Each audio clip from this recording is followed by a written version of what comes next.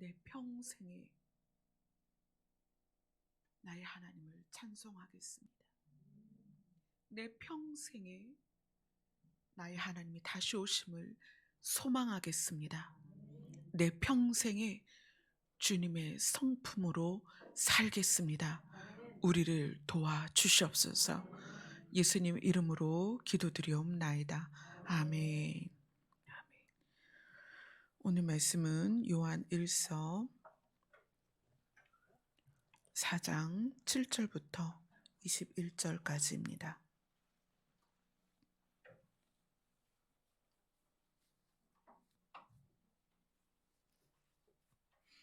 요한 1서 4장 7절부터 21절까지 다 같이 읽도록 하겠습니다.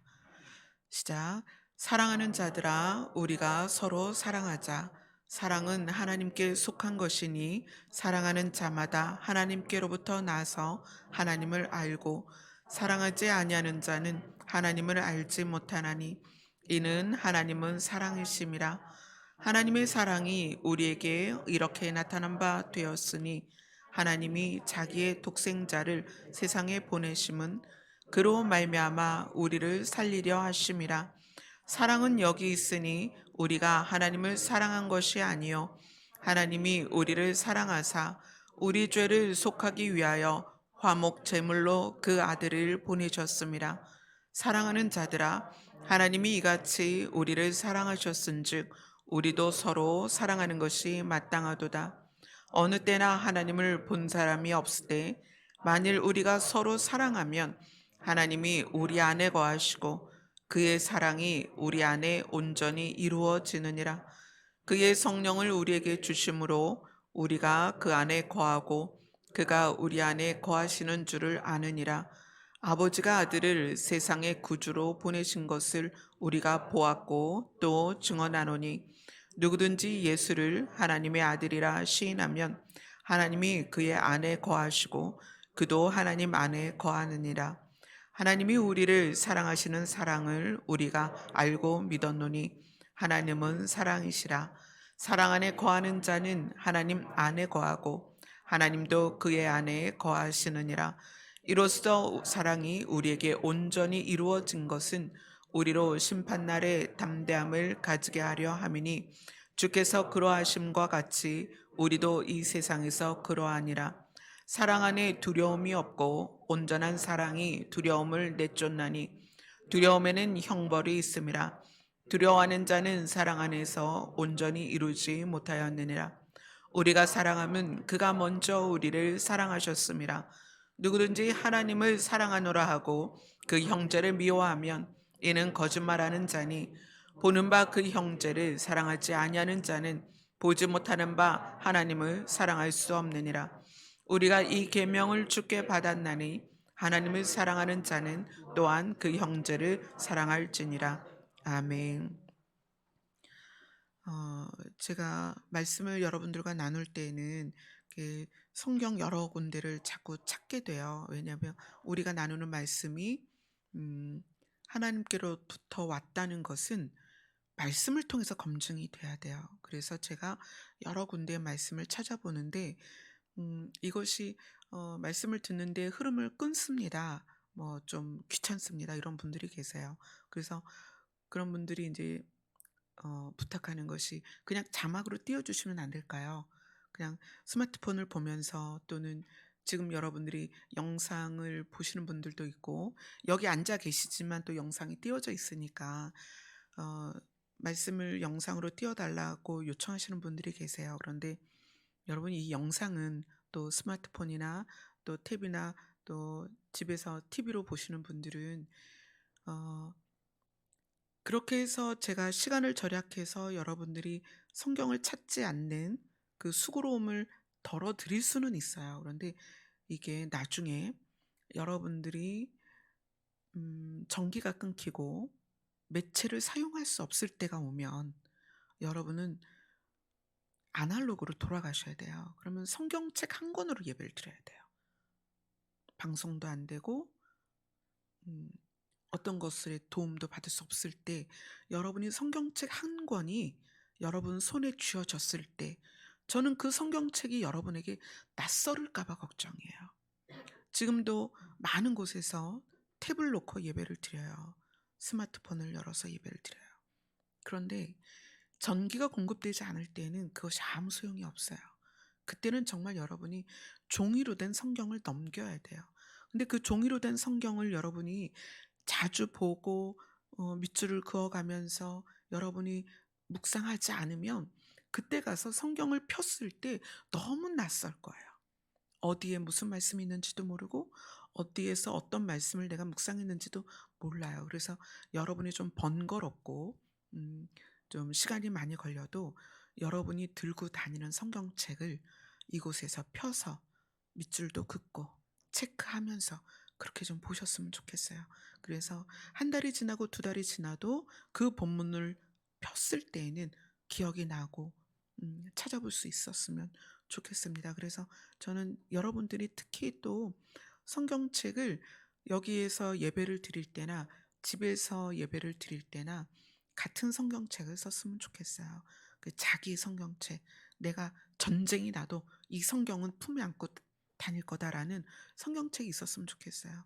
저도 몇 년째 원래 제가 목회 시작하면서 봤던 성경책이 있었는데 그건 너무 낡아서 이제 꺼낼 수가 없어서 성경을 바꾸면서 이것도 한 3년 정도 됐어요. 근데 3년 된 성경이 제가 표시를 안 한 장이 없을 정도로 성경을 보고 있어요. 이 성경책 한 권이 저는 신방을 가도 그렇고 누구를 상담을 하러 가도 그렇고 이 성경책 한 권이 저의 그냥 재산이에요. 아무것도 필요가 없어요.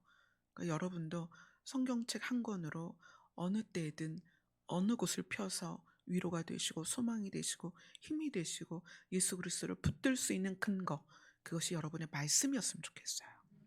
예, 그래서 여러분이 소중히 간직하는 그리고 늘 가지고 다니는 그런 성경이 있었으면 좋겠습니다. 그래서 오늘도 저는 여러분과 성경을 많이 찾게 될 거예요. 자, 오늘은 이 동일한 본문을 쭉 보는데 좀 우리가 몇 주째 지금 여기를 보고 있습니다. 9절에 보면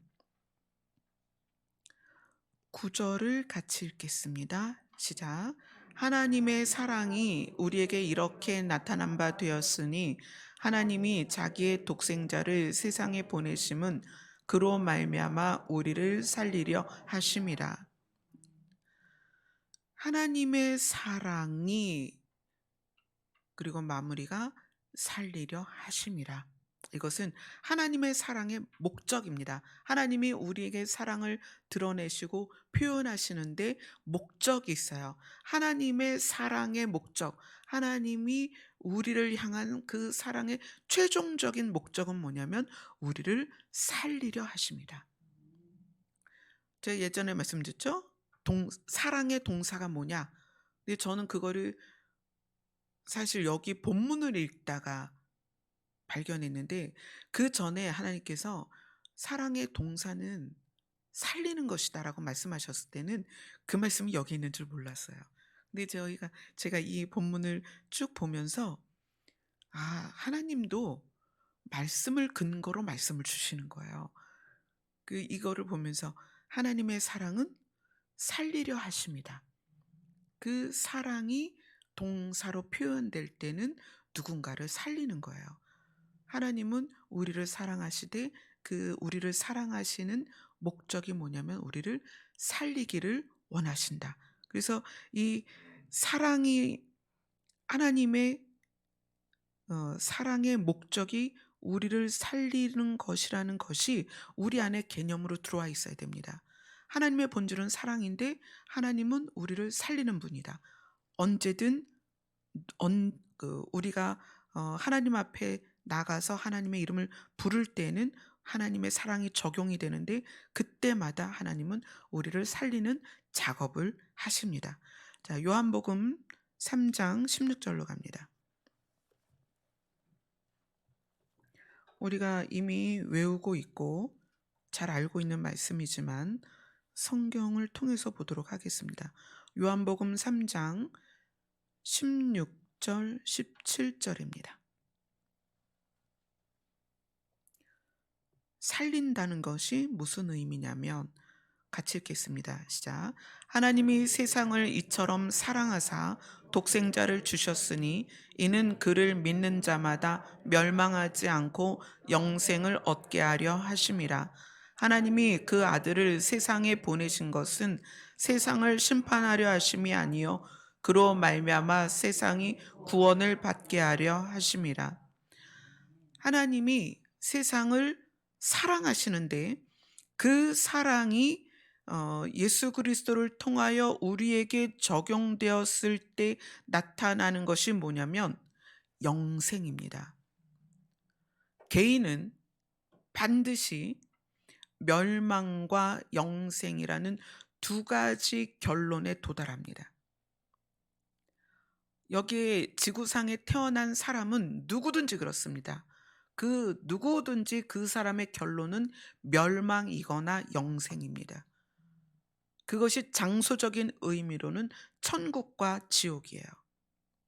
그래서 하나님께서는 사람이 죽으면 반드시 천국을 가거나 지옥을 가야 되는데, 하나님은 세상을 너무 사랑하시기 때문에 그들로 하여금 결과가 영생이 되게 하려 하셨다는 거예요. 그래서 누구를? 예수님을, 자기 아들을 주셨다. 아들을 주신 이유는 영생을 얻게 하려 하십니다. 하나님의 사랑은 살리는 것이다.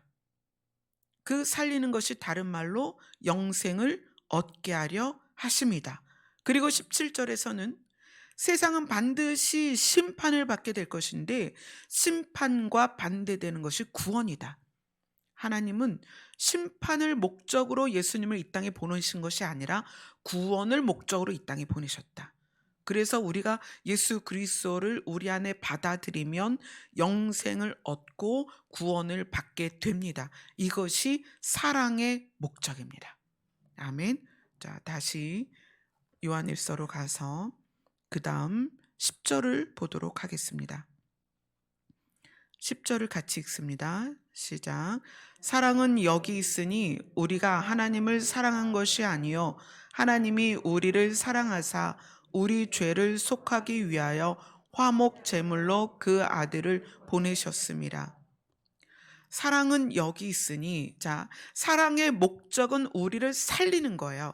근데 살리는 거에는 방법이 있어야 되잖아요. 어떻게라는 방법이 필요하죠.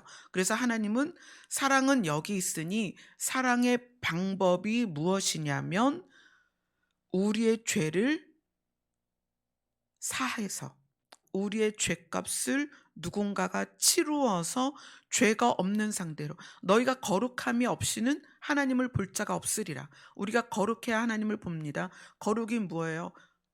죄와 분리되는 거예요. 죄와 분리돼서 하나님과 연합되는 거예요. 그럼 우리가 죄에 속해 있고 죄 덩어리 안에 우리가 들어있는데 이 죄를 우리와 분리시키는 작업, 구약에서는 양을 잡고 소를 잡았어요. 그런데 신약에 와서는 모든 절차를 생략하고 예수 그리스도를 우리의 죄값으로 치르셨다는 그 말씀을 사랑의 방법으로서 오늘 본문에서 이야기를 해주십니다. 자, 요한일서, 우리가 일서를 보고 있죠. 요한일서 2장 2절로 갑니다.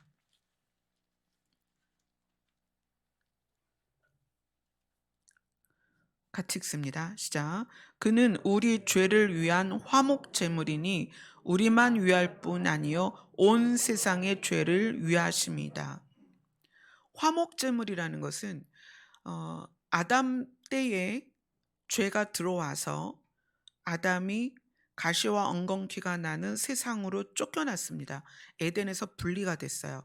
그러니까 죄로서 담이 딱 막혀서 아담은 다시는 에덴으로 들어갈 수 없게 됐습니다. 자, 에덴은 죽음이 없는 곳이에요. 영원히 사는 곳입니다. 영원히 산다는 거는 오래 산다는 뜻이 아니에요. 시간이 없다는 얘기예요. 세상이 지배하지 못한다는 곳이에요. 이 에덴과 가시와 엉겅퀴가 나는 저주받은 세상과의 사이에 뭐가 있었냐면 죄로 가로막혀 있었어요. 하나님께로 이제 우리가 그 에덴으로 들어갈 수가 없었는데 하나님께서 이 담을 헐고 우리가 화해를 하자, 화목하게 되자라고 해서 그 담을 헐 때에 그 담을 허는 값을 예수님이 치르신 거죠. 무엇으로? 핏값으로. 그런데 그것이 그는 우리 개인의 죄, 이제 믿음, 여기서 우리 죄는 믿음의 공동체예요. 우리 믿음의 공동체 안에 들어와 있는 우리 죄만을 위한 것이 아니라 온 세상의 온 인류의 죄를 위하여 화목 제물로 당신이 드려졌다는 거예요. 예수님이. 자, 그다음에 골로새서로 갑니다.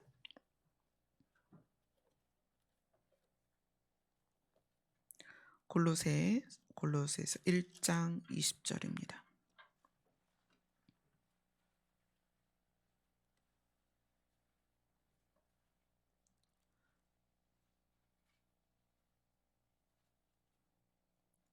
골로새서 1장 20절 같이 읽겠습니다. 시작.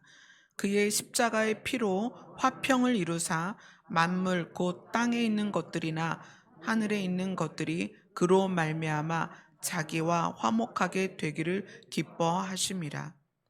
하나님은 아들을 주셔서 아들의 피로 땅에 있는 것들이나 하늘에 있는 모든 것이 하나님과 화목하게 된 것을 기뻐하셨습니다. 그 하나님의 기쁨은 우리를 살리는 것에 대한 기쁨이에요.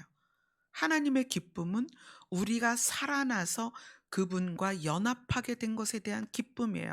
하나님의 기쁨은 죄의 담이 허물어져서 우리가 그 죄의 담이 사라진 그 길을 지나 에덴으로 들어가는 그 모습을 보는 기쁨입니다.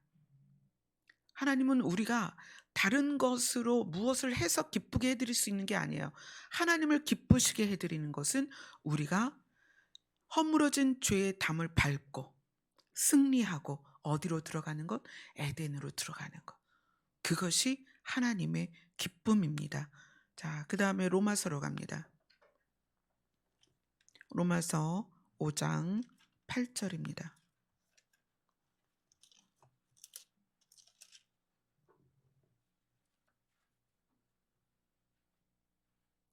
로마서 5장 8절로 11절입니다. 같이 읽겠습니다. 시작. 우리가 아직 죄인 되었을 때에 그리스도께서 우리를 위하여 죽으심으로 하나님께서 우리에 대한 자기의 사랑을 확증하셨느니라. 그러면 이제 우리가 그의 피로 말미암아 의롭다 하심을 받았으니 더욱 그로 말미암아 진노하심에서 구원을 받을 것이니 곧 우리가 원수 되었을 때에 그의 아들의 죽으심으로 말미암아 하나님과 화목하게 되었은즉 화목하게 된 자로서는 더욱 그의 살아나심으로 말미암아 구원을 받은 것이니라. 그뿐 아니라 이제 우리도 화목하게 하신 우리 주 예수 그리스도로 말미암아 하나님 안에서 또한 즐거워하느니라. 아멘.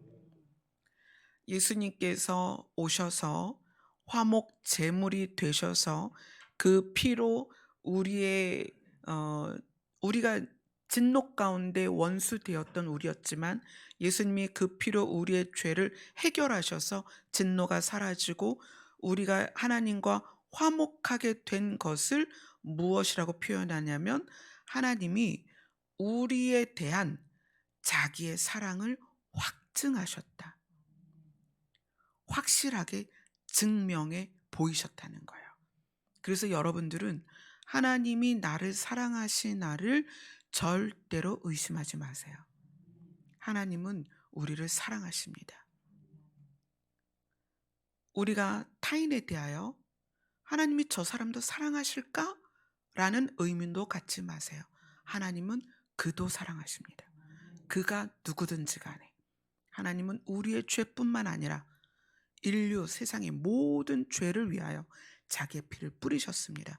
그리고 나뿐만 아니라 내가 증오하는 그 누구까지도, 내가 미워하는 그 누구까지도, 내가 업신여기는 그 누구까지도 예수님의 사랑은 또 예수님의 피는 동등하게 적용이 됩니다. 그래서 하나님은 자기의 사랑을 우리에게 확증해 보이셨습니다. 자, 다시 요한일서 오늘 본문으로 돌아갑니다.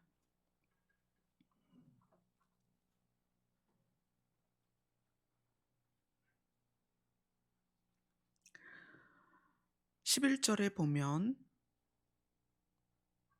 우리가 11절을 같이 읽겠습니다. 시작. 사랑하는 자들아, 하나님이 이같이 우리를 사랑하셨은즉 우리도 서로 사랑하는 것이 마땅하도다. 사실 이 부분이 오늘 제목입니다. 하나님이 이같이 우리를 사랑하셨은즉. 우리는 단순히 예수님이 하나님이시면서도 이 땅에 오셔서 우리의 죄를 대신하여 값을 치르셨다. 거기까지는 우리도 다 알고 있어요. 하나님이 이같이 우리를 사랑하셨다는 것, 이같이 우리를 사랑하셨다는 것이 하나님 무엇인가요? 좀 더 구체적으로 이걸 알려주세요. 하나님이 이같이 우리를 사랑하셨다는 것이 십자가에서 죽으신 것으로 확증되었지만 여기에서 이렇게 말씀하시는 이 부분을 좀 더 알려주세요. 주중에 이제 밤에 잠을 자는데 나의 사랑의 허용치는 이렇게 말씀하세요. 나의 사랑의 허용치는. 허용치라는 것은 마음으로 너그럽게 받아들여서, 그러니까 허용한다는 건 일단 마음이 허락이 돼야 돼요. 허용은 내 마음이 허락이 돼서 그 어떤 것을 너그럽게 받아주는 거거든요. 그래서 허용치라는 것은 내가 진심으로 내 마음을 다해서 너그럽게 내 안에 받아들이는 범위, 이렇게 이해하시면 돼요. 나의 허용치는, 이렇게 시작을 하시는 거예요, 말씀을. 나의 허용치는. 세례 요한부터 십자가 위의 강도까지다, 이렇게 말씀을 주시는 거예요. 하나님의 사랑의 허용치, 예수님의 사랑의 허용치, 하나님이 살리고자 하는 대상, 하나님이 살리고자 하는 방법을 적용시키는 대상, 그 대상에 대하여 하나님이 누구까지 허용을 하시는가요?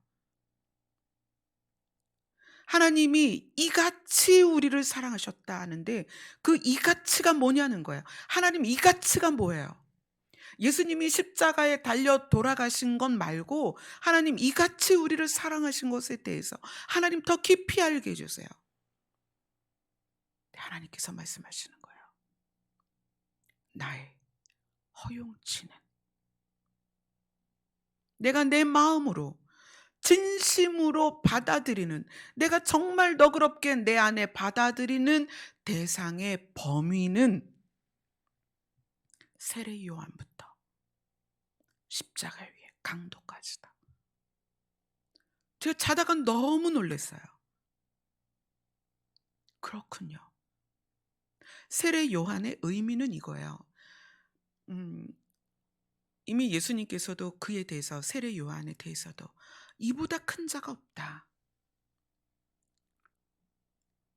여자의 배에서 나온 사람 중에 이보다 큰 자가 없다. 하나님은 이미 그의 생명을 이 땅에 보내시기 전에 그에 대하여 계획을 하셨어요. 그래서 예수님보다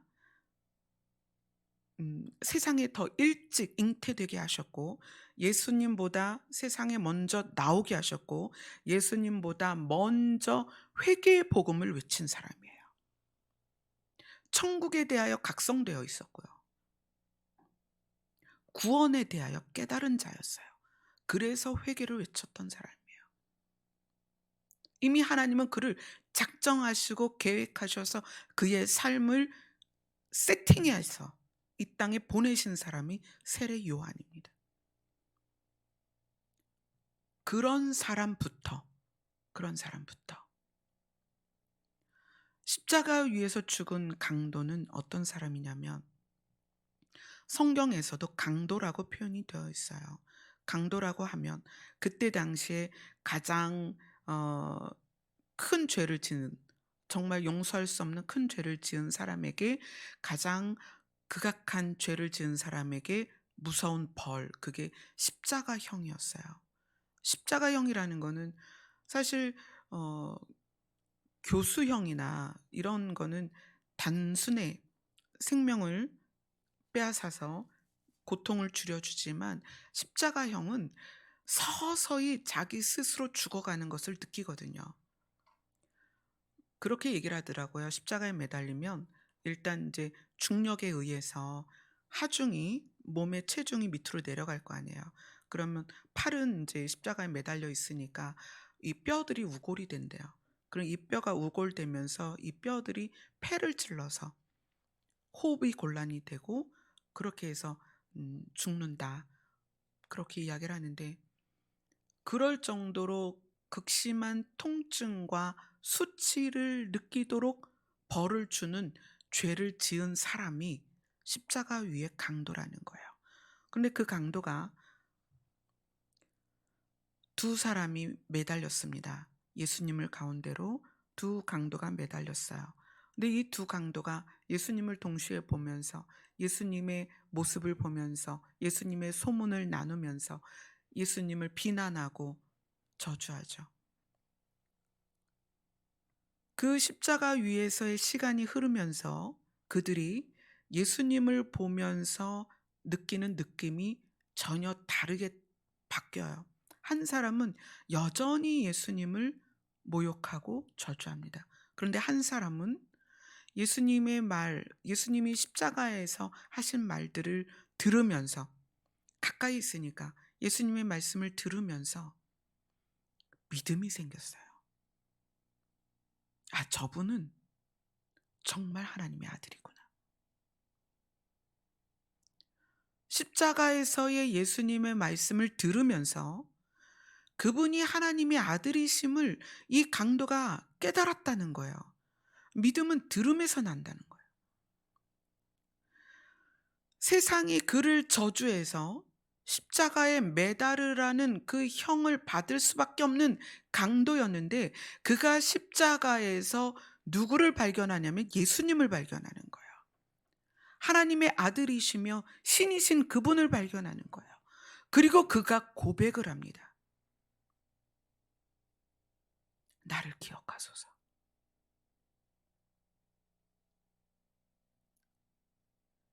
내가 당신을 볼 때 당신은 하나님의 아들이 맞습니다.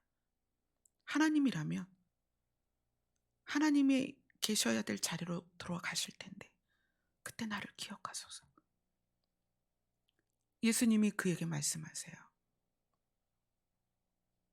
네가 오늘 나와 함께 낙원에 있을 것이다. 하나님의 사랑은 살리는 것입니다. 구원하는 것이고 영생으로 인도하는 거예요.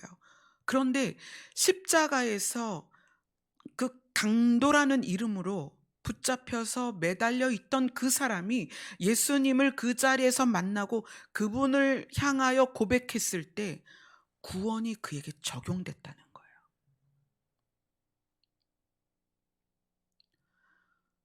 하나님의 생명을 살리고자 하는 그 강렬한 사랑이, 그 허용치가 여러분이 생각하는 기준이 아니라는 거예요. 야, 그래서 구원받을 수 있겠니? 야, 제가 어떻게 천국을 가겠어? 야, 너 성경 그렇게 읽어서 구원받겠어? 너 그래가지고 예수님 오시면 들림 받겠니? 사람들 너무나 쉽게 그렇게 이야기합니다. 하나님의 사랑을 알지 못하는 거예요. 그렇다고 해서 우리가 막 살자는 게 아닙니다. 죄를 지어도 된다는 게 아니에요. 지금 우리가 나누는 것은 하나님의 사랑의 허용치예요. 하나님은 어디까지 사랑하고 싶으신가요? 우리가 이거를 알지 못하며 우리가 사랑을 할 수 없습니다. 제가 새벽에 그 음성을 듣고 정말 하루 종일 너무 마음이 아픈 거예요. 왜 마음이 아프냐면 우리가 하나님의 사랑의 허용치를 모른다는 거예요. 우리는 우리의 기준에서, 우리의 잣대로, 우리의 도덕성과 우리의 윤리적인 관념으로, 내 경험과 내 배움으로 잣대를 가지고 사람들을 자로채는 거예요. 너 그래서 그렇게 되겠니? 너 그래서 하나님이 사랑하시겠어? 이것이 우리로부터 출발된 사랑입니다. 내 기준에, 내 마음에 맞아야 사랑하는 우리의 사랑이에요. 그러나 하나님의 사랑의 허용치는, 하나님이 살리고자 하는 대상은, 하나님이 영생으로 인도하고자 하는 사람은 누구냐? 세상이라는 거예요. 우리가 심판받을 수밖에 없다고 말하는 그 세상을 향하여 하나님은 사랑한다고 말씀하시는 거예요. 이것을 우리가 알지 못하면 하나님이 우리에게 주신 새 계명을 우리가 따라갈 수 없다는 거예요. 우리가 지난주에는 시간의 길이에 대해서 나눴습니다. 하나님은 너희가 이것을 먹으면 반드시 죽을 거라고 말씀하신 선악과를 먹은 아담과 하와에 대해서 939년이라는 1000년에 가까운 시간을 주셨습니다. 왜 그러셨을까요? 너희가 죄를 뉘우치고 나에게로 돌아와라. 우리 관계가 회복됐으면 좋겠다. 몇 년을? 1000년을 기다리셨습니다. 무드셀라에게 몇 년을 주셨어요? 969년을 주셨습니다. 그게 하나님의 사랑의 길이에요. 근데 지금 오늘은 하나님께서 사랑의 허용치를 말씀하시는 거예요. 나는 내 사랑을 이렇게 적용하고 있다. 너희는 세상을 향하여 심판을 얘기하지만 나는 내 아들을 심판을 위해 보낸 것이 아니라 너희를 구원케 하기 위하여 보냈다. 성경을 한 군데 보겠습니다. 마태복음 18장입니다.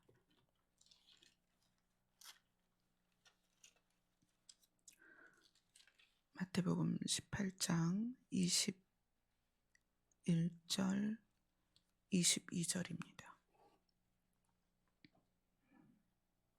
같이 읽겠습니다. 시작. 그때 베드로가 나와 이르되 주여, 형제가 내게 죄를 범하면 몇 번이나 용서하여 주리이까? 7번까지 하려니까? 예수께서 이르시되 내게 이르노니 7번뿐 아니라 7번을 70번까지라도 할지니라. 여기에서 다른 성경에서는 베드로가 나와서 형제가 내게 이렇게 말할 때 성도가, 이제 베드로는 예수님의 제자잖아요. 이 제자 외에는 이제 유대인들이 많이 예수님을 따라다녔고, 또 베드로가 예수님의 제자로서 더 여러 주변에 있는 사람들이 있었을 텐데 그들에 대한 이야기를 하는 거예요. 예수님, 저 사람들이 나한테 죄를 범하면 몇 번까지 용서해 줄까요? 7번까지 할까요? 그러니까 7번은 정말 최선을 다하는 거예요. 완전수기 때문에 최선을 다해서 7번까지 용서를 할까요? 그랬더니 예수님은 7번뿐만이 아니라 7번을 70번, 490번이에요. 490번만 해라가 아니라 끝까지 용서하라는 거예요. 이것이 예수님이 우리에게 알려주시는 것인데, 이거는 뒤집어선 무슨 얘기냐면 예수님 자신도 우리를 그렇게 대하신다는 거예요. 우리에게 이것을 명령하시는 것은 나도 그렇게 하거든, 너에 대하여. 베드로가 앞으로 경험을 하죠. 예수님을 모른다고 3번이나 부인합니다.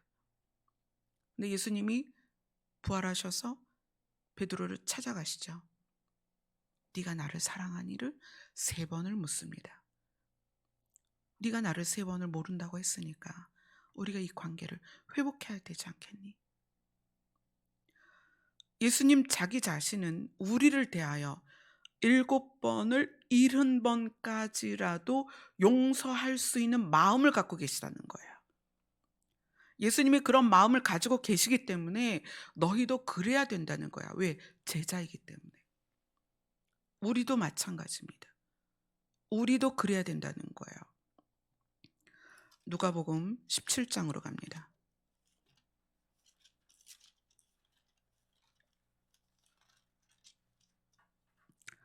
누가복음 17장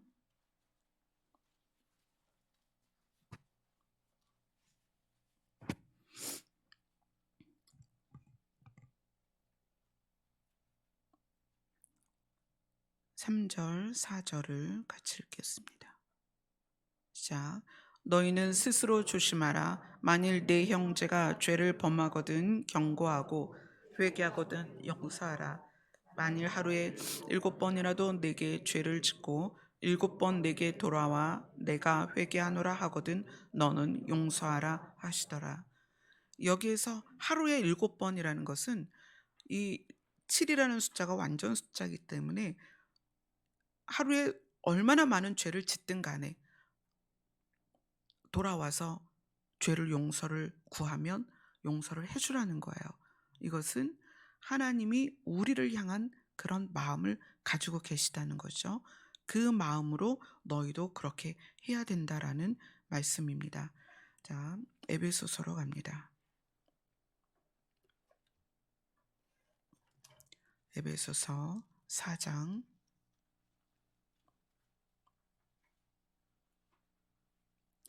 31절 32절입니다.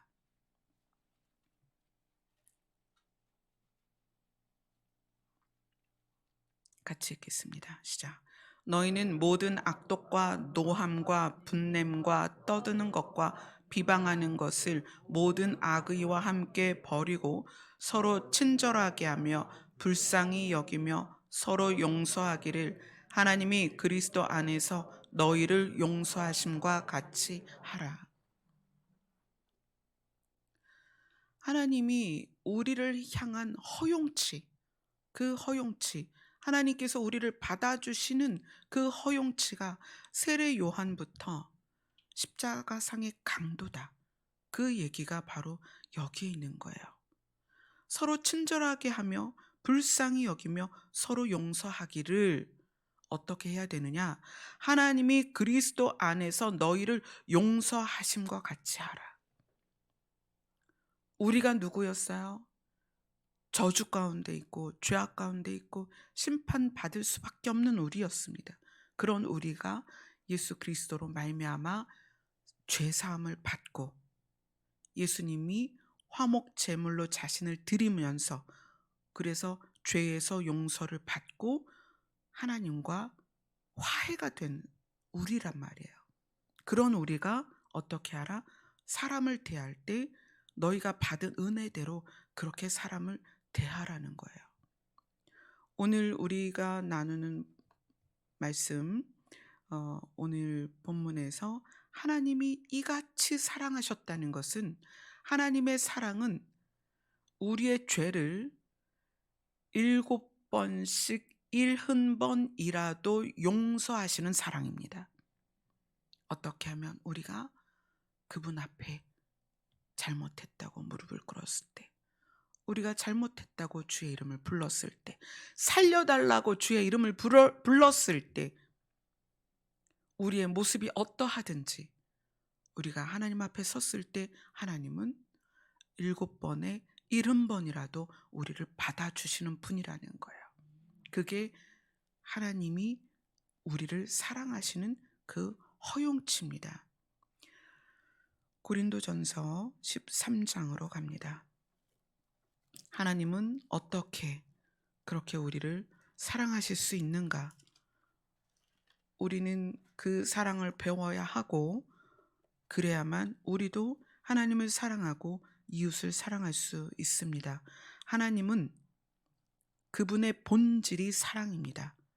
자, 고린도전서 13장은 우리가 보고 있는 요한 1서와 뗄래야 뗄 수도 없고, 양쪽 다 우리가 이해되어져야만 우리가 새 계명을 지키며 살 수가 있습니다. 자, 그래서 고린도전서 13장 1절부터 13절까지 오늘도 읽을 텐데 이렇게 읽겠습니다. 사랑이라는 말을 빼고 하나님의 본질, 이렇게 읽도록 하겠습니다. 시작.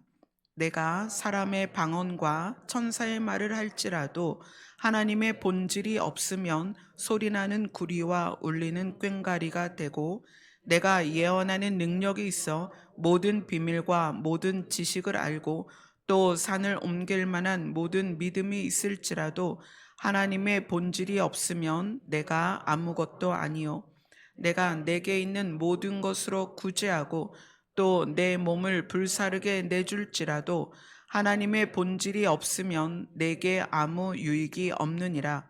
하나님의 본질은 오래 참고 하나님의 본질은 온유하며 시기하지 아니하며 하나님의 본질은 자랑하지 아니하며 교만하지 아니하며 무례히 행하지 아니하며 자기의 유익을 구하지 아니하며 성내지 아니하며 악한 것을 생각하지 아니하며 불의를 기뻐하지 아니하며 진리와 함께 기뻐하고 모든 것을 참으며 모든 것을 믿으며 모든 것을 바라며 모든 것을 견디느니라. 하나님의 본질은 언제까지나 떨어지지 아니하되 예언도 패하고 방언도 그치고 지식도 패하리라. 우리는 부분적으로 알고 부분적으로 예언하니 온전한 것이 올 때에는 부분적으로 하던 것이 패하리라. 내가 어렸을 때에는 말하는 것이 어린아이와 같고 깨닫는 것이 어린아이 같고 생각하는 것이 어린아이와 같다가 장성한 사람이 되어서는 어린아이의 일을 버렸노라. 우리가 지금은 거울로 보는 것 같이 희미하나 그때에는 얼굴과 얼굴을 대하여 볼 것이요, 지금은 내가 부분적으로 아나 그때에는 주께서 나를 아신 것 같이 내가 온전히 알리라. 그런즉 믿음, 소망, 하나님의 본질, 이 세 가지는 항상 있을 것인데 그 중에 제일은 하나님의 본질이라. 아멘. 여러분이 이렇게 읽어야 고린도전서 13장을 더 잘 이해할 수 있습니다. 앞으로 성경 모든 부분에서 사랑을 하나님의 본질로 바꿔서 읽어보세요. 더 깊이 하나님의 뜻을 알게 될 거예요. 또 사랑이라는 말을 하나님의 성품으로 바꿔서 읽어보세요. 기가 막힙니다. 이렇게 하나님의 본질과 하나님의 사랑이 우리에게 어떻게 적용되느냐, 내가 예수님을 하나님의 아들로 또 우리의 죄값을 치루어 주신 분으로 받아들였을 때 어떻게 된다고 그랬어요? 하나님이 내 안에 계시고 내가 하나님 안에 거하게 되고, 그러면 내 안에 계신 하나님, 그분과 내가 계속 친밀해져서 그분과 일치가 되어 갈 때 우리 안에서 저절로 하나님의 본질이, 하나님의 성품이 드러나게 된다는 거예요. 아멘. 이것이 우리의 신앙생활이다. 아멘. 이번 주간은 고난주간입니다. 다음 주일은 우리가 부활주일로 지키게 될 거예요. 그래서 성찬식도 하게 될 건데, 이번 고난주간을 통해서 우리가 좀 더 하나님의 본질과